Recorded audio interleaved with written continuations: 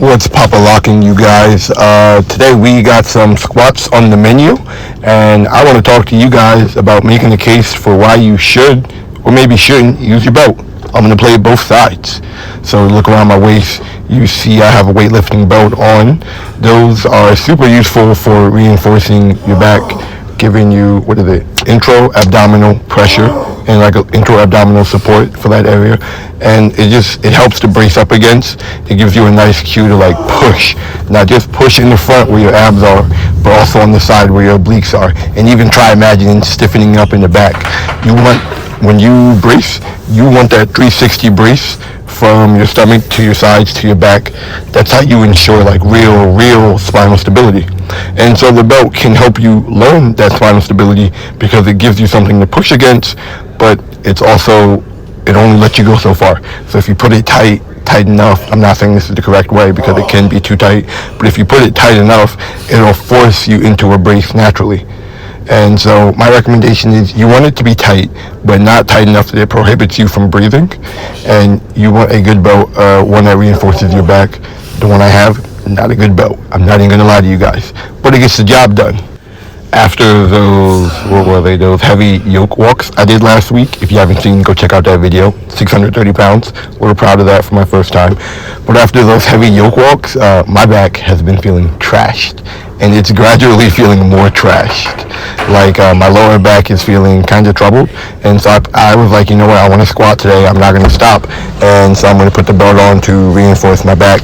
Give me a little bit more support so I don't have to worry about my back being the limiting factor in my squats. I want my legs to be the limiting factor. In my personal anecdotes, when I have the belt on, it feels sturdier, it feels better. It's easier to do high rep squats. The belt does make life easier. So that's my case for the belt. It makes squats easier. At least in squats, it makes that easier. It makes the bracing easier. It makes it all better for me. Now, my case against the belt, why you don't want to become over-reliant on it, because using it every set can be a detriment. You don't want to be over-reliant on the belt because you still need to learn good bracing mechanics. You're not just going to need to brace during a heavy squat when you have the belt on, and you can't really wear the belt during all exercises because it can be uncomfortable. And so you're going to still want to learn how to brace, even in real-life situations. You're not going to be like, I need to go get my belt, man. No, you're going to just brace. You're going to push air in your stomach, harden up, and lift what you got to lift. And so that's my case against the belt. I don't remember. I used to use the belt a lot more than I do now, and I used to use it as a crutch, and I was doing something stupid. I can't remember if I had it on or off, but I hurt my back without the belt, and I'm like, yo, you need to learn how to brace, and if you don't learn how to brace, it's going to be a limiting issue.